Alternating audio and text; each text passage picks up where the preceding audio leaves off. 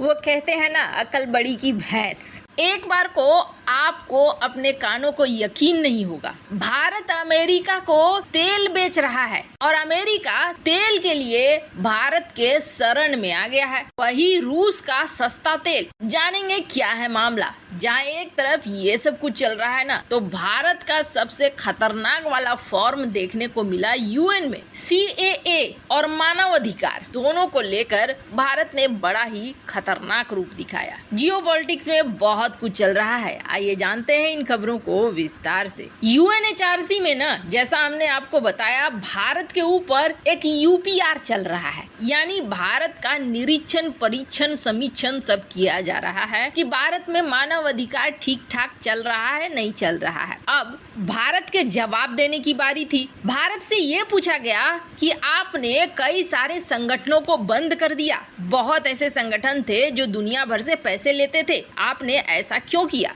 आपने मानव अधिकार का हनन किया है। ये एक पहला सवाल था। दूसरा बड़ा सवाल CAA का भी खड़ा था, लेकिन पहले सवाल में जिस तरीके से जवाब दिया तुषार मेहता ने, वो बहुत ही अच्छा था। एकदम से मुंह बंद करा दिया। भारत ने कहा कि भारत में कई सारे NGO हैं, बहुत सारे गैर सरकारी संगठन हैं जो आज भी काम कर रहे हैं। हमने सबको तो बंद नहीं किया। 16,542 संगठन है जो आज भी विदेशों से धन प्राप्त करते हैं, लेकिन उस धन का इस्तेमाल वो सही तरीके से करते हैं। हमने उन NGO को, उन संगठनों को बंद किया है जो पैसे लेते हैं, गलत तरीके से पैसे लेते हैं, जानबूझकर कानूनी प्रावधानों का उल्लंघन करते हैं और बार बार उल्लंघन करते हैं। उस पैसे का इस्तेमाल अवैध गतिविधियों के लिए होता है। हमने सिर्फ उन्हें ही बंद किया है। आज भी 16,542 संगठन है जो विदेशी धन पाते हैं। हमने तो उस पे कोई कार्रवाई नहीं की है।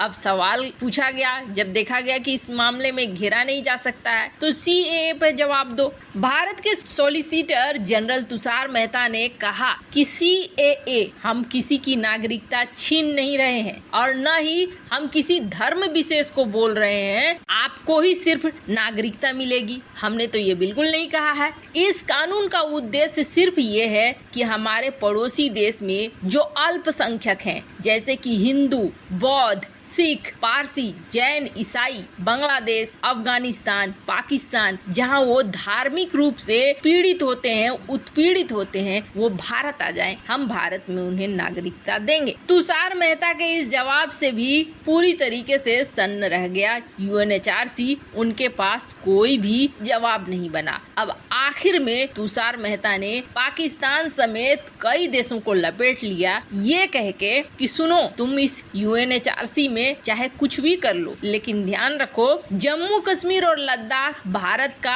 अटूट हिस्सा थे, अभिन्न अंग रहेंगे। और 2019 में जो हमने आर्टिकल 370 हटाया, अब कश्मीर के लोग देश के अन्य हिस्सों की तरह अपने आप को भी पूरी तरीके से भारत का हिस्सा मानते हैं। खैर, ये तगड़ा वाला रूप था, बहुत ही स्ट्रॉन्ग, और ये सब कुछ इसलिए हो पा रहा है क्योंकि भारत सरकार इस वक्त उतनी छूट दे रही है अपने अधिकारियों को कि आप खुलकर बोलो, खुलकर खेलो। खैर, अब एक बड़ी मजेदार बात हुई है और ये मजेदार बात एकदम से जियोपॉलिटिक्स को हिला कर रख रही है, क्योंकि जैसे ही ये खबर निकल कर आई है ना, वैसे ही यूरोपीय देश सबसे ज्यादा अचंभे में पड़ गए हैं। अमेरिका ने सबको चने की झाड़ में चढ़ा तो दिया, लेकिन अमेरिका का इतिहास रहा है, अमेरिका अपने लिए कभी गड्ढा नहीं बनाता है, अपने लिए सारे रास्ते खोल कर रखता है। वैसे एक सुलझे हुए और ज्यादा टाइम तक सरवाइव करने वाले देश के लिए ये बेहद जरूरी होता है कि वो अपने रास्ते खुले रखे। यूरोप की बात करें तो इस वक्त यूरोप में हाहाकार मचा हुआ है, ये सभी को पता है।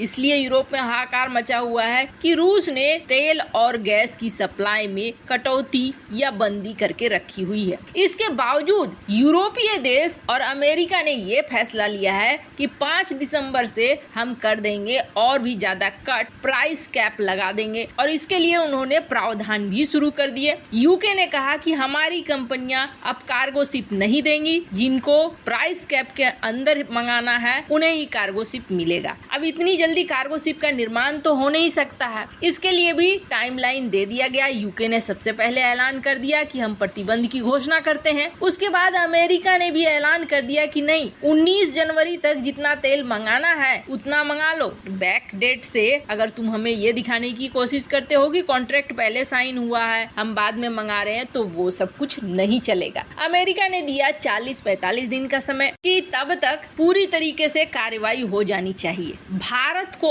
अभी भी दुनिया के कई मंचों पर घेरा जाता है कि आप रूस के साथ तेल और गैस की खरीद को कम करें, न करें, प्राइस कैप को माने, प्रतिबंधों को माने। हालांकि कभी भी भारत को आधिकारिक तौर पर नहीं कहा गया है। पर आपको याद होगा एक भारतीय कंपनी पर कार्रवाई की गई थी और ये कार्रवाई इसलिए की गई थी कि कहा गया था कि इसने रूस के तेल को यूरोप या अमेरिकी देश के पास भेजा है। तब ऐसा लगा था जैसे अमेरिका पूरी तरीके से प्रतिबंधों को मानेगा, लेकिन अब ऐसा होता हुआ दिख नहीं रहा है। इसलिए नहीं दिख रहा है क्योंकि एक बड़ी खबर निकल कर आई है और ये कहा जा रहा है कि अमेरिका ने भारत से तेल खरीदा है और ये तेल का रिश्ता कहीं न कहीं रूस के साथ है। और सबसे बड़ी बात ये है कि 2021 में अमेरिका ने भारत से सिर्फ एक कार्गो खरीदा था, लेकिन इस साल अमेरिका ने कई खेप कार्गो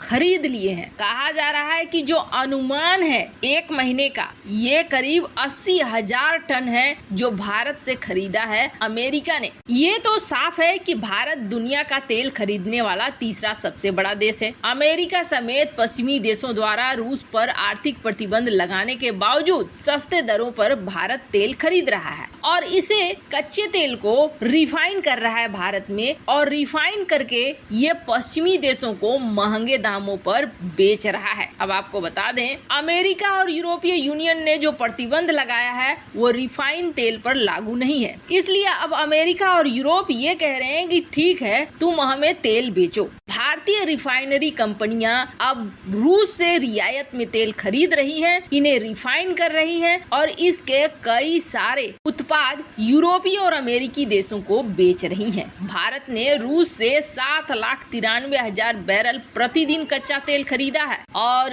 अगर आप कंपैरिजन करना चाहते हैं तो पिछले साल मात्र 38,000 बैरल प्रतिदिन था और आज है 7,93,000 बैरल। अब आपको बता दें, रूस से अमेरिका वीजियो खरीदता था। ये वीजियो क्या है? वीजियो एक तरीके से क्रूड ऑयल का उत्पाद है, रिफाइन करके बनाया जाता है। एक तरह से कच्चा तेल है जिससे गैसोलीन और डीजल बनाया जाता है। पहले रूस से डायरेक्ट खरीदता था अमेरिका, पर अब चूंकि प्रतिबंध लगे हुए हैं इसलिए रूस से न खरीद कर भारत से वीजियो खरीद रहा है। कहा जा रहा है भारत के रिफाइनरी नायरा एनर्जी से 10 से $15 प्रति बैरल के हिसाब से कार्गो वैक्यूम गैस ऑयल यानी कि वीजियो को खरीद रहा है अमेरिका, और इससे कहीं न कहीं भारत को मोटा मुनाफा भी हो रहा है। वैसे इन सब मामले में आपकी क्या राय है? कमेंट कर जरूर बताएं।